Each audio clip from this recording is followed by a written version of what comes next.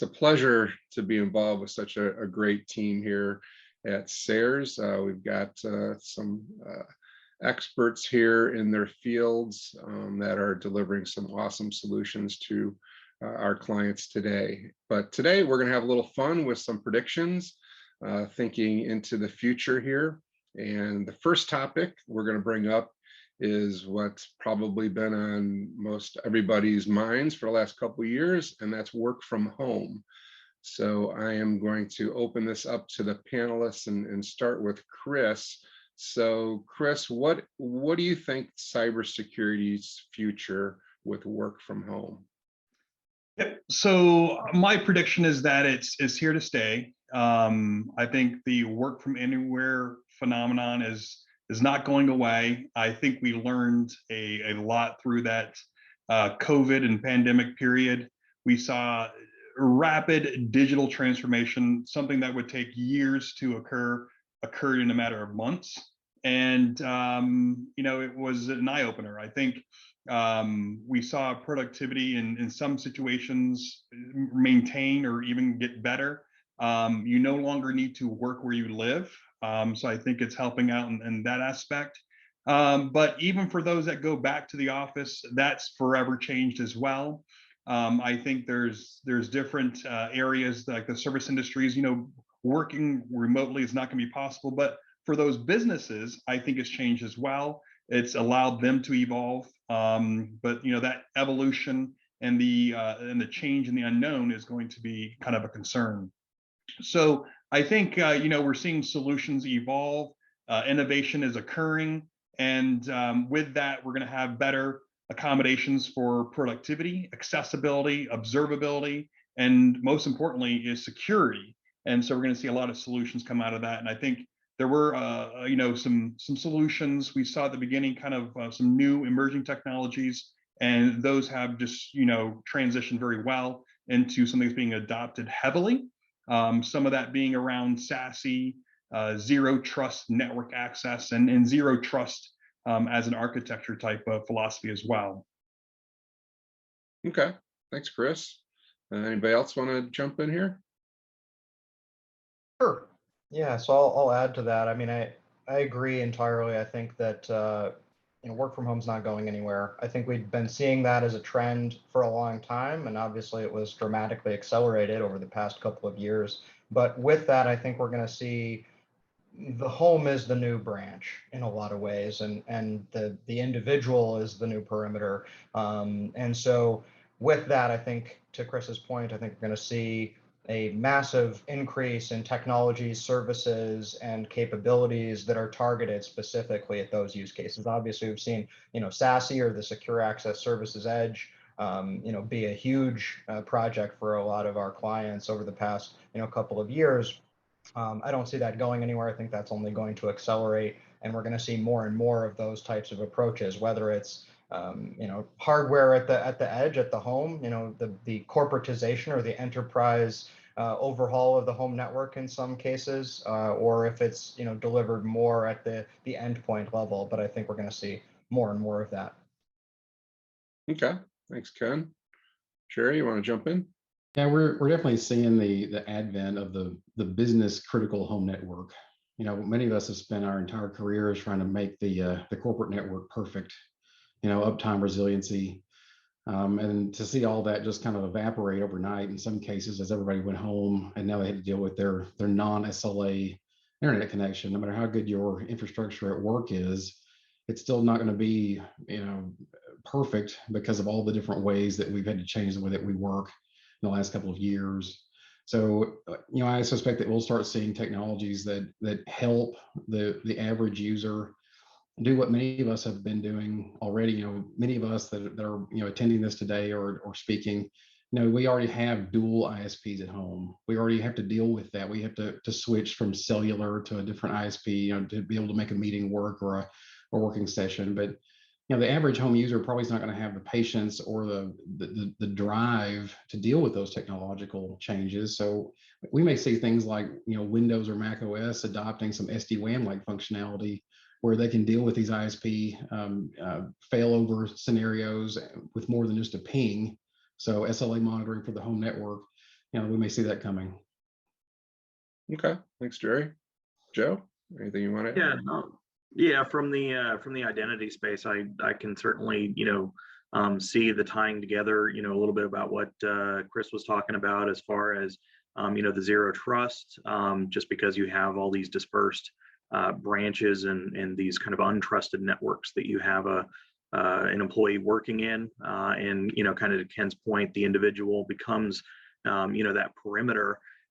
Certainly identity is going to speed up around the multi-factor authentication, being able to identify and continuously identify that that user, that host is something that can be trusted. And the stuff that we're starting to see a little bit of is is that trusted device, whether it's silicone based or carbon based. You can't just automatically trust it because it connected to the network once. So a little bit of that is accelerating, and I just see that continuing. Thanks, Joe. Moving on to everybody's favorite topic, the cloud. Obviously, we've seen a massive adoption of the cloud here in the last 18 or so months, and continue to see that trend accelerating. Supply chain issues are even moving people to the cloud even faster.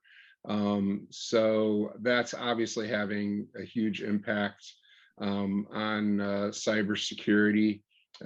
So what do you guys see as far as clouds, cybersecurity in the cloud, and in that crystal ball? We'll throw that to Ken. Sure. Yeah, I think obviously we've seen a great increase in cloud adoption, and it's not going to stop anytime soon. I think we've seen mostly single cloud adoption for across our client base. Obviously, some have multi-cloud strategies, and I think we're going to see more and more of that. And as we've seen historically, managing one cloud environment has already been challenging enough, right? There's a lot of misconfiguration, and errors that can be made that lead to the insecurity of an entire cloud platform or cloud tenant that you have. And as you approach broader multi-cloud strategies, the skill sets that you have to maintain your security posture across that becomes exponentially more challenging to maintain and to acquire. Not to mention the velocity in which the cloud providers themselves are adding features and functionality. Just to stay on top of everything is a constant challenge. So as we continue into this cloud delivered world that we live in, I think there's going to be a huge skills gap. I think there already is. It's not going anywhere. But I think we're going to see more cloud specifically targeted attacks and events. I think we haven't seen necessarily a big compromise of a cloud service provider yet. So I think that's likely something that will be coming at some point. It's really only a matter of time until we see that. And then on kind of the ransomware side of thing, obviously we saw, we've talked about that in the past, but I think we're going to start to see ransomware of the cloud. So, instead of ransomwaring an individual asset and encrypting some data, because our data centers are now running in these public cloud environments, I think it's much more easily targetable to take a data center offline or take down an entire environment. And, obviously we can see that's possible, even though it wasn't a ransomware attack against, a big social network here recently. Even just misconfiguration can take down the big boys. So the cloud providers are certainly not impervious to those things. Okay, thanks, Ken. Open that up to anybody else. Let's jump in. I would definitely agree that the knowledge and skill set is going to be some major concerns in this space. In addition to that, there is still that shared responsibility model. Cybersecurity does not go away. Clouds are offering a lot of benefit, and they have native cybersecurity controls. Whether the organization is leveraging those or not is to be determined. And if they're not leveraging them, those features, how are they augmenting them with some additional controls? So just because you go to the cloud, you don't kind of transfer that risk to them. That is still belongs to the organization to find solutions for and to assess that risk. Okay, thanks, Chris. I think that many times we're seeing organizations make the assumption that just because they're very good at networking or very good at infrastructure or very good at security, that they can take the same team and throw, 3 public cloud providers at them and say, okay, you guys are really good at infrastructure and security and networking, go ahead and just build us out. And what we're seeing is that, in fact, most organizations are so lean already that the learning curve and the amount and pace of changes in the public cloud, can be the breaking point for many of these organizations. It may be easy to spin up infrastructure or easy to spin up a thing in a cloud, but to do it right, it takes far more staff and far more training than most organizations are considering. Joe, anything you have to add to that? Yeah, I mean, I think one of the, to kind of echo a lot of the stuff that's being said is that skill gap. Certainly when you talk about monitoring and the operations around that, and how you respond to events that occur in the cloud, I think that's going to start to show up as well, not just the administration and the managing of it. Okay, yeah, that was actually a good transition to the next question. Obviously, we're seeing a lot of changes in just security operations based on the things that we've just talked about and others. So where do we see the future of security monitoring and operations, especially with the lack of resources that we're seeing that our clients are struggling with? So if you want to elaborate a little more on that, Joe. Yeah, absolutely. So, there's been a skill gap in security for a while. That's not going to go away. That's continuing to expand, especially when we're looking at technologies like the cloud. We're seeing newer technologies come out around monitoring and threat prevention and those types of topics. And we've steadily seen customers start to move towards different monitoring services, whether that's MSSP, where they help manage your stack and respond with your stack, MDRs and the growth there, where really they're bringing in that stack and managing it and responding there, or whether a little bit of a SOC as a service where they can offload their logs in a little more of a black box type view there. Ultimately, I just see that continuing to grow and accelerate. I think it's going to really kind of focus heavily on that MDR. So that it does start to put some controls around, the type of technologies that are going to need to be managed around response.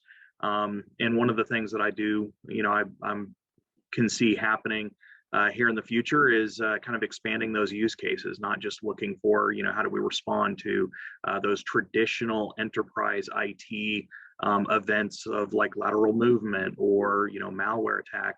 But also looking towards more of monitoring around the cloud and Kubernetes services, web type attacks, those types of things.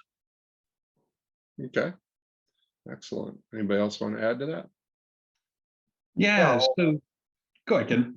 No, I was just going to say, I agree with what Joe was saying in terms of services taking a lot of the load, right? I think that the typical organization, again, coming back to skills gap, isn't going to have the people or the expertise to handle those monitoring challenges. So we're going to see, my prediction again is we're going to see more and more service provider growth in that space. So whether it's MSSP, MDR, otherwise, but I think we're going to see greater integration between monitoring tools and environments. So, we've started to see some of that in certain cloud providers where they're building out their own SIM type technologies or their own monitoring infrastructures. I think we're going to see more technology bolt-ons, and whether that's, AI based, quote unquote, or not, obviously I think there's a good likelihood of that there. Okay, Chris. Yeah, so I would say that Joe mentioned the stack multiple times, and I think the stack's going to be more intelligent, leveraging machine learning, AI, integrating with threat intelligence, and looking for that pattern and anomaly and behavior detection. So definitely more integrations, as well as building that telemetry from different aspects of the environments, from cloud, email, endpoint, network, data, mobile, and then correlating that information, being more intelligent with that. Jerry, anything you wanted to add? No, I think they covered it pretty well. This is just the continuation of the everything as a service that we're seeing. Organizations need help, so everything that was provided as a product, now I think they offer a service that go along with it, and this is no different. So moving on to the topic of identity, and I think well, we talked a little bit about it when we talked about work from home. Ken kind of mentioned people being the new perimeter. There's certainly a lot of talk about the identity being the new perimeter in this new paradigm, that shift that we're in. I'll throw this one out to Joe as well first, as our identity expert. Where do you see the future of identity moving towards? Up, you're on mute. I see it rapidly accelerating, and this is actually something that we're kind of seeing right now, whether it's to meet compliance from, governing body requirements, or whether it's cybersecurity insurance requirements. We're seeing a faster adoption of MFA in more areas across the environment. But another area where we're starting to see a lot of growth is around privileged account management. It was one where that tended to be a bit of a nice to have, but I see that growing quickly as people see the value of it, especially in this time period of ransomware being more about lateral movement and not just a quick smash and grab. So that's kind of the next iteration to kind of lock that down and try to get that under control. Okay. Anybody else want to jump in on that one? Yeah, I will. So, as far as identity, we've seen a progression of, security controls that rely on identity more and more. That's an important piece of everything now. But when you look at the progression of the way that identity is collected, when you think about the original username, password, that was enough for the system, that got you in, that got you the keys to the kingdom. And then MFA, and then biometric, and then we've seen some things, lately, the bleeding edge consumers of this technology. We've seen people implant RFID. We've seen people, tattoo QR codes to try this out. We haven't seen adoption of that, worldwide. It's kind of crude, but we're going to end up in a situation, I think, where, the way that identity is collected is more and more and more advanced, to the point that user monitoring, user behavior analysis may be integrated into that. How does a user act or react? Maybe part of your identity. Okay. Anybody else?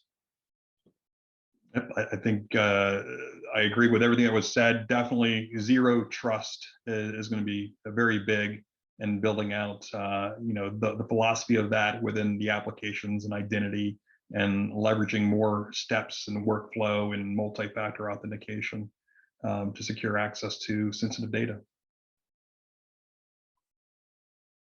Okay. I'll just add, I think to one thing Jerry touched on, which is, I think we're going to see a tighter coupling between biometric style auth and user identity, in the corporate setting. Obviously, I think, a certain cell phone or technology manufacturer has done a lot of things with some of their technologies, but I expect those types of things to be more tightly adopted or rolled out in the enterprise setting. Okay, well, let's move on to talking about breaches. Obviously, ransomware is top of mind here recently, and will continue to be. But let's broaden that out and talk about, challenges with supply chain, deep fakes, IoT. So, what do you guys think are the future that we need to be most concerned with regarding some of those I just mentioned, or certainly add some? Start out with Jerry. The breaches that we should be most concerned about are the ones that we don't know about. It's always been my worst nightmare, are the breaches that just stay there forever and never make themselves known. But there is one in particular that we have to consider, is that the explosion of IoT devices. And in that same realm, you have OT and even IOMT, so medical devices. You have all these little devices that run around a network now that are plugged in, that have an IP address, that have an operating system that you can't manage. And it ranges from like the smart speakers, like the Google Homes and the Amazon, smart speakers, to really anything. But these devices, when we used to do audits and pen tests, and we would consider like the print server to be a device like this was a consideration, that it ran its own operating system and could be compromised. But now they're all over the place. The idea of saying, "Hey Alexa," or "Hey Google, do a pen test on my home network," that exists right now. You could, those devices all have the ability to do a dynamic VPN back from wherever they are plugged in. So, they only need one port open, even DNS, to do anything that they want.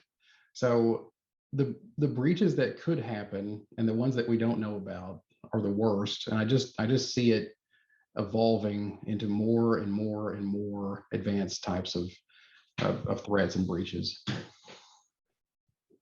Yeah, I would say the ones to be concerned with are the ones that are being monetized, like ransomware. So I think we've seen the kind of the evolution of disruption, and then the adversaries were like, I can make some money off of this, and so they're making money off of this. And I think initially the cost was low, and then they increased their price, and then it got to a point to where it's maybe a little too high. They come back down, but the monetized crime is what's to be concerned with.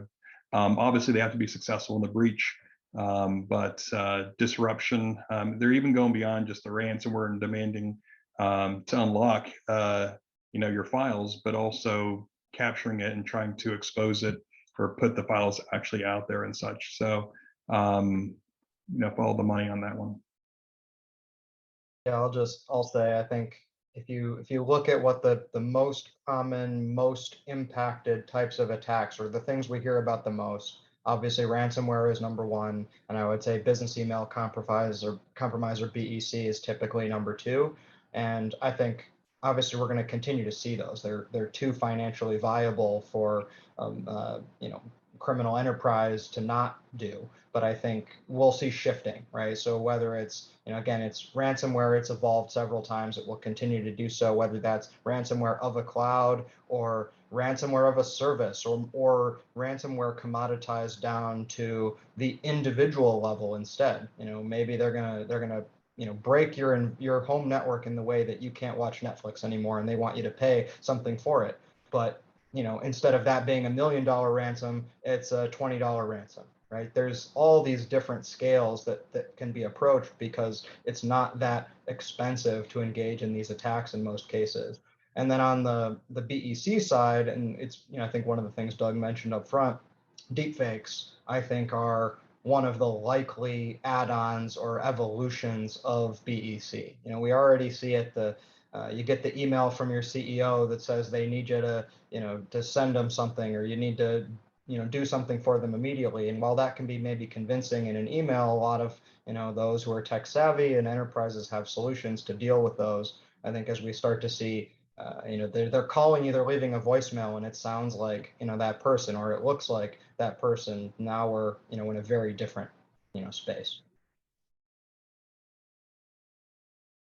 Joe, anything you want to add? I mean, I think they pretty much covered a lot of the stuff that I'd be thinking about. IoT being one of those, especially on the home network, it's something that you can't control, something that is calling out to something that you're just told to trust. So ultimately there's a lot of little tiny hits that you can get off of those to, make it worth your while. So, that's one of the areas that I see a concern around.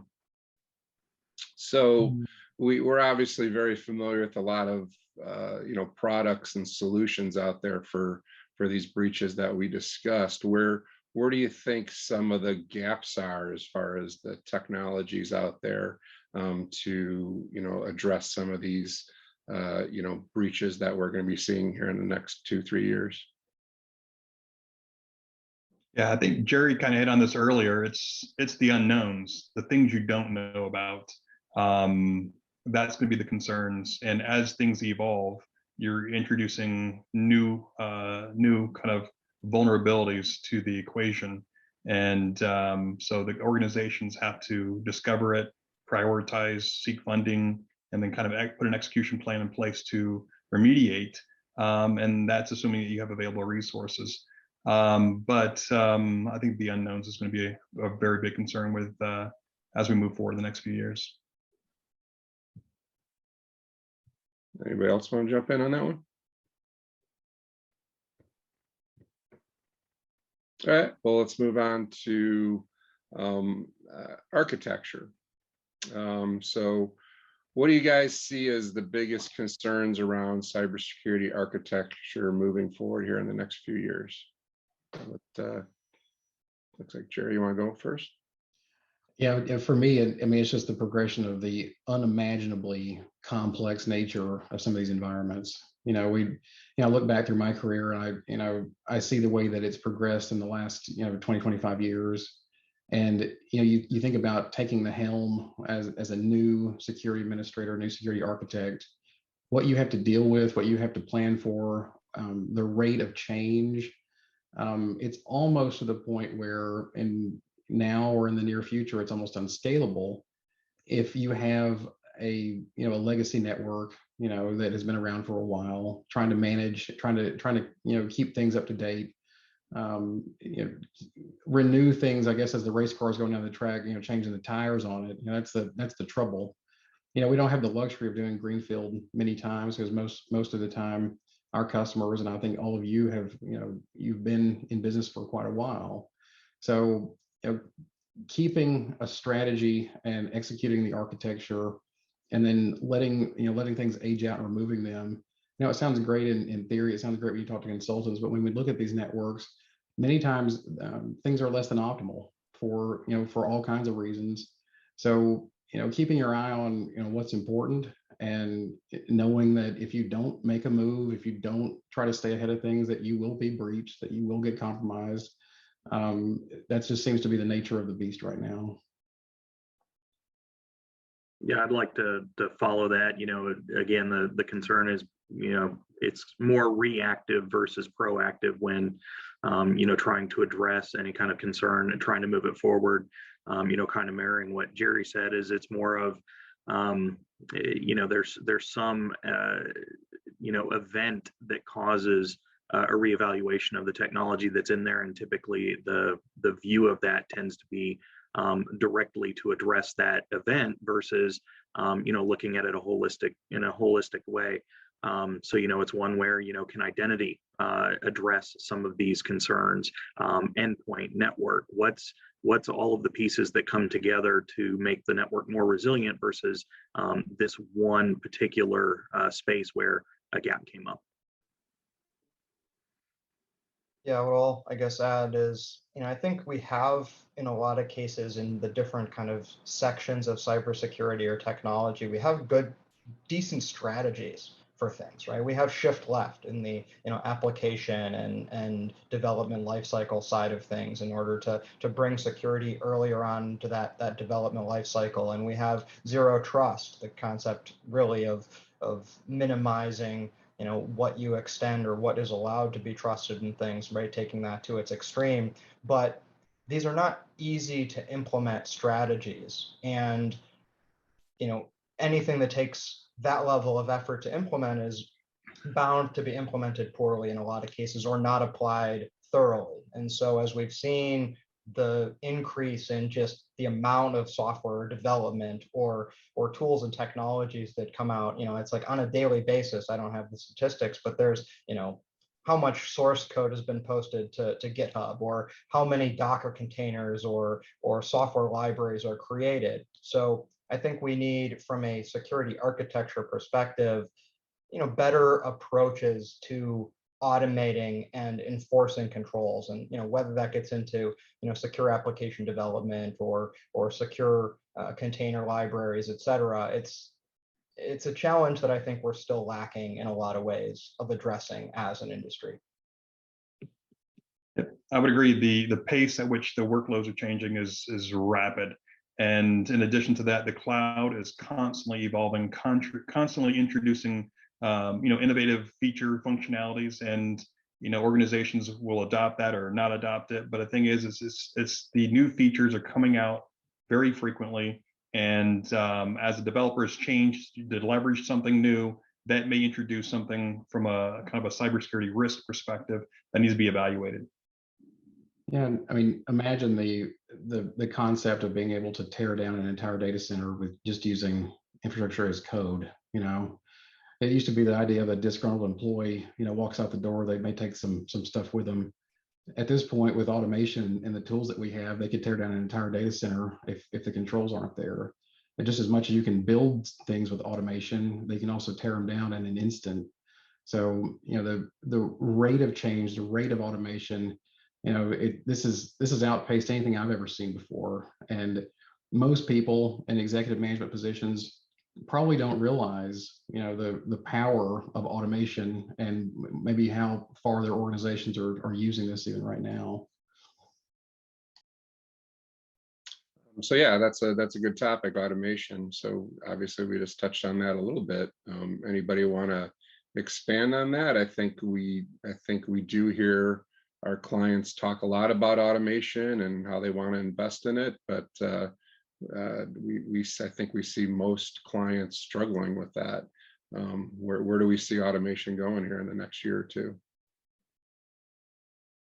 It's the future. I mean, it doesn't really matter what category you point at, right? If you look at security operations, you're going to see it. If you look at, malware detection, you're going to see it. If you look at cloud infrastructure, you're going to see it, whether that's infrastructure as code or otherwise.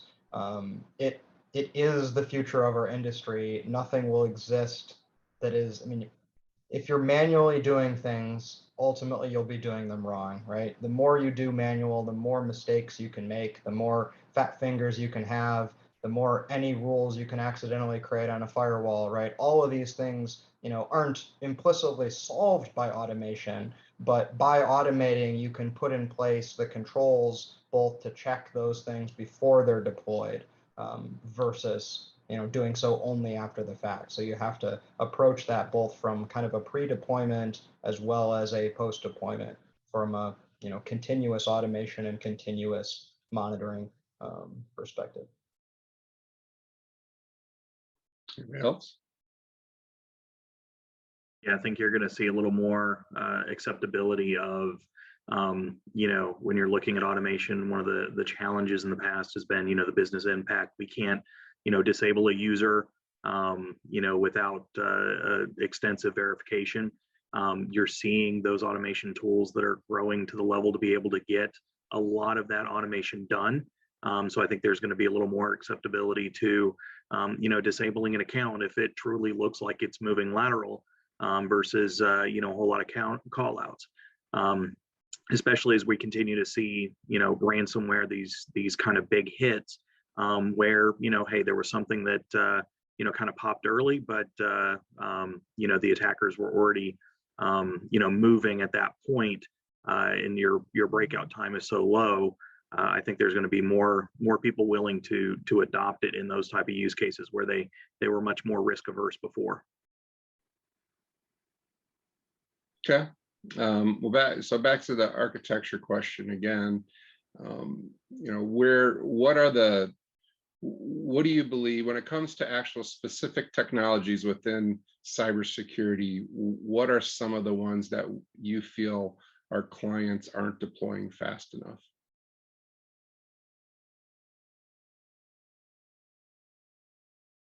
Probably zero trust, building that in up front, and it's very application and identity focused.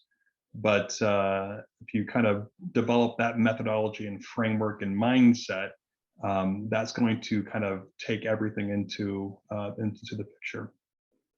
So not necessarily a technology, but more of a framework. I think there's SASE as well, zero trust network access, which we talked about before, and virtual desktops, kind of especially for those work from home, work from anywhere users, as they're working on non-corporate owned devices and assets, they can work in a virtualized environment where the data, the applications, everything's existing in someone else's data center that has been secured and protected.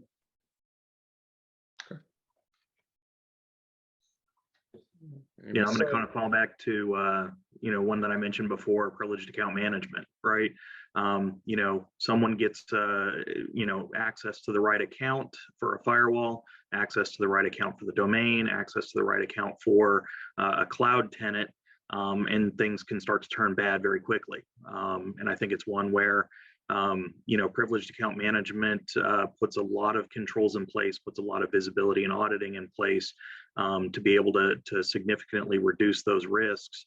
Now it does take a little bit of a shift in, you know, the privileged users and a little bit of their behavior, but ultimately it's one where, you know, the significant improvement to the security posture, I think, is one where, you know, there's a lot of value to be had there. Okay. Ken, what about from a cloud perspective? Yeah, I mean, I think we're still not seeing that much adoption of cloud monitoring tools in terms of whether that's, you know, posture management or, for that matter, workload protection. It's a little interesting. I think in general we see a lot of a decent adoption of basic cloud security controls that are available within the solution provider themselves. And by all means, you know, I would advocate, you know, for exhausting those tools as much as you can. But there will come limitations to that approach, especially as you engage in multi-cloud or have those broader strategies. And so with that, I think the adoption of common tool sets across those multi-cloud environments will be extremely valuable. And to that extent too, you know, infrastructure as code we've seen growing quite a bit, whether that's cloud provider native or it's a third-party tool like Terraform. You know, I think those things still have a lot of ways to go in terms of maturity and adoption. And there are security benefits to that IAC, that infrastructure as code approach. You know, revisionable infrastructure is something that is, I think, incredibly valuable that I haven't seen that much uptake on just yet. I mean, certainly there are some, but it's not widespread. Okay. I think there's a cultural issue with most organizations where you have a hesitancy to adopt the latest and greatest. You know, you have the idea that you have something that's working. How long do you keep it before you need to replace it? How much does it cost? When you work your way up the management chain and you're arguing for some new technology, the question that is always going to come up is why? Why do we need this when we already have a firewall? We already have Norton antivirus 1995. We already have whatever it is that was working before, and suddenly you want to buy something that's different. Well, it's because the world changed, and you know, we have to stay, you know, to speed with it. You know, you ask about the technologies that we're seeing a lag of deploying. I was always shocked at how slow organizations were to adopt CASB. You know, this came around, you know, several years ago, and you know, many times there was a very low interest for organizations to do this because they didn't really fully understand how much stuff that they put out into the cloud that they didn't control, but it was their data.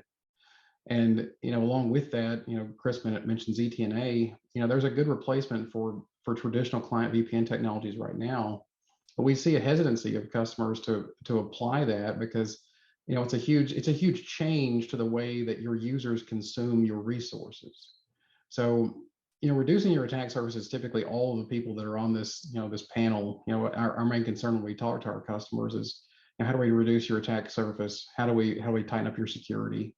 But on the flip side of that, it's always going to be difficult to get the resources, either monetarily or, you know, or people, to implement these changes. So there's a balancing act to it. But to me, you know, cloud, you know, posture management is something that should be wrapped around every cloud deployment to, you know, to keep you in a good shape.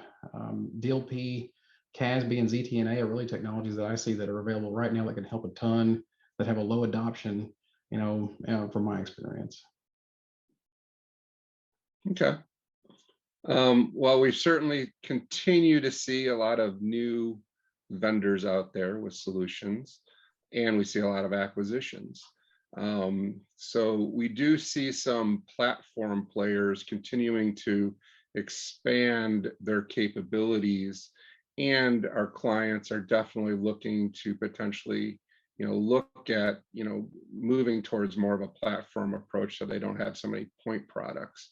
What are your thoughts there as far as the future of platforms here in the next year or two? Anybody want to take that one? everybody does everything at this point, right, Ken? Yes, yeah, I think consolidation is natural.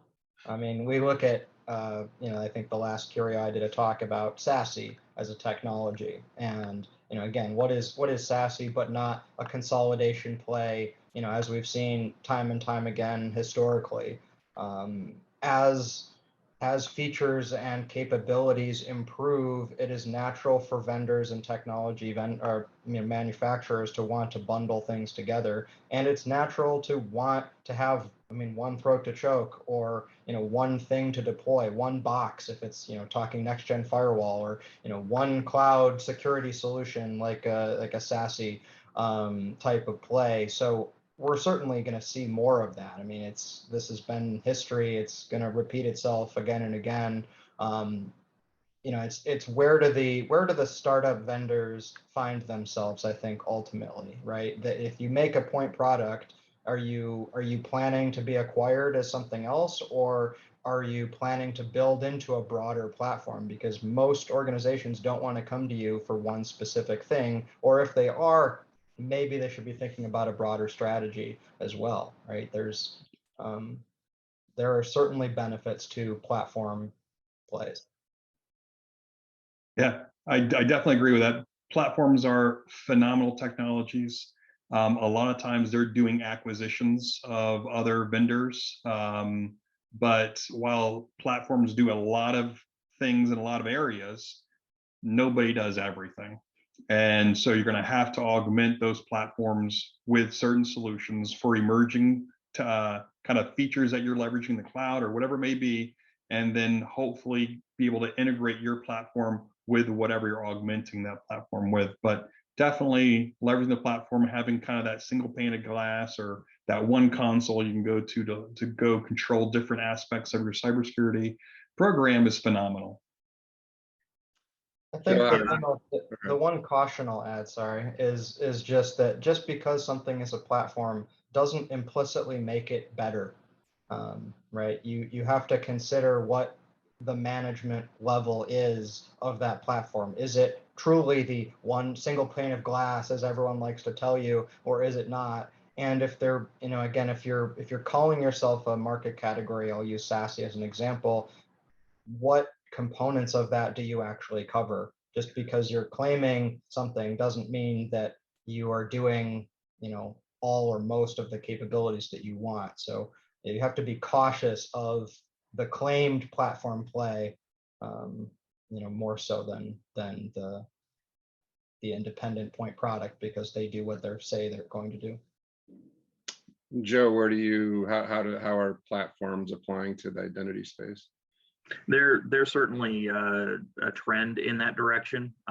You saw kind of the three pillars of identity: the identity and access management, the privileged account management, and then the identity governance and administration.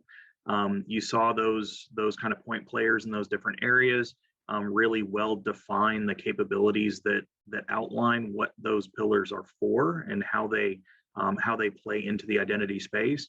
And we're already starting to see movement of, either through acquisition or through development of those players starting to adopt and build out the capabilities into the other areas. So definitely a trend there. And, kind of to mirror what Ken was talking about, it's really helping to, really important to understand when one technology starts to bleed into another, or one player starts to bleed into the other and start to build on those capabilities. How robust is the coverage for that pillar? We've seen such a huge push in the last couple of years about the whole platform idea. If a manufacturer already does something for you, if they're going to offer something else that you need, you may as well use them because you're already doing business with them. But the flip side of that is that, many times mergers and acquisitions and integrations may not be that great. So you may not get to the perfect management experience. It may be loosely integrated or not at all. And so you may be trying to stay with the same few manufacturers and not getting as good a management experience that you would have gotten even by going outside of that platform. And one other thing to consider is that I think now more than ever in history, we have seen so many ways to integrate different different manufacturers' products through APIs and other ways. So you're chaining things together, making them play nicely. That happens now, and so you're not going to be locked out of getting some functionality because you didn't buy the same brand thing. So whatever situation it is, don't lock yourself into the mindset of you buy these 3 manufacturers and you want to get one from those things. Maybe something else can do it better.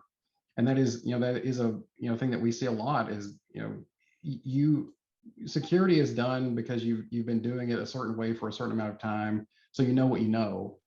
But if you haven't looked to see what is available and what is possible, then maybe you don't know a use case that you'd be really like to apply to your own security because it's not available yet in a specific platform. Okay, well, we're going to wrap it up here with one last question, but it's a doozy, and we'll go around to everybody. What are some of your crazy predictions that you have for 2022 and 2023? We'll start out with Ken. Sure. I think I'll throw this one out. I mean, we talked a little bit about SASE. We've mentioned that category a number of times. I think that in the rush for vendors and manufacturers to embrace this cloud delivered or this as a service model, I think there's likely to be at some point some oversight there. So I think my kind of off the wall prediction is we'll see a compromise of a SASE provider leading to a man in the middle attack on their clients or on their customers, which would obviously be a bad situation to find ourselves in. But I think there's some likelihood of that given the scramble we've seen lately. Okay. Any others? I mean, ransomware is obviously going to continue to be a thing. So I'm thinking, dark thoughts in terms of ransomware attacks on critical care facilities and things like that, leading to loss of life. It's a dark place to go, but I think there's likelihood to that, right? Again, these ransomware actors, in many cases, it's commoditized stuff. They're not picking and choosing that, right? But the tools are there, the automation that they're implying is there. So whether they intend to impact human life or not, it's likely to happen. I think we've seen some of it in the past, but we will likely see more. Okay. Jerry, you got a few? I have some wild ones. So we've seen some news this year. Elon Musk of Tesla and Starlink. They've been deploying satellites all over the place, and they're going to connect the whole world with Starlink. So between the GPS satellites and between the potential of having fast, reliable, low latency internet worldwide, suddenly we have infrastructure that is extremely important to the world. So I think that ransomware or some sort of attack on space infrastructure is coming. They had told us that the last news article I saw about the last deployment of Starlink, they were linking them all together with lasers. So now Starlink is fortified with lasers. But we'll see about that. But I think that we are past due for some sort of conflict with our space infrastructure. And maybe ransomware, maybe not. I know that there's some geopolitical things that are going on. Taiwan is a big manufacturing center for a lot of the silicon-based chips that we are all in such need for. So I think that if there's a conflict there, that we'll see worsening supply chain things, and maybe even NVIDIA graphics cards will become currency at some point. Just a more tame one. But everything we're seeing with our manufacturing partners, we don't really see a recovery of the supply chain, in our partners in the near term. So we're going to have to, as things continue to be slow to be shipped, servers, switches, routers, we see customers having to adopt new or alternative infrastructure or architectures for things that they're building because they can't get the pieces they need in the time that they need them. So we may see plan B through X happening just because of supply chain issues. Okay. Joe? I got one as far as a wild prediction. I have a feeling we're going to see a machine learning based or AI based network attack in the near future. It's certainly one where on the defensive side, the tools that are being put out there for security, machine learning and AI is a big thing that you consistently hear there. We've seen AI leveraged offensively, in deep fakes and around techniques of that nature. But as far as a wild prediction, I have a feeling we're going to see in the near future an offensive tool that's leveraged against a network. And now we're, if the defenders have something, offensive wants to be able to do it better. And then at the same time, if you have, machine learning AI based defense attacking a machine learning AI offensive tool, does anybody jump in to, try to steer one way or the other, or let them fight it out, right? Yep.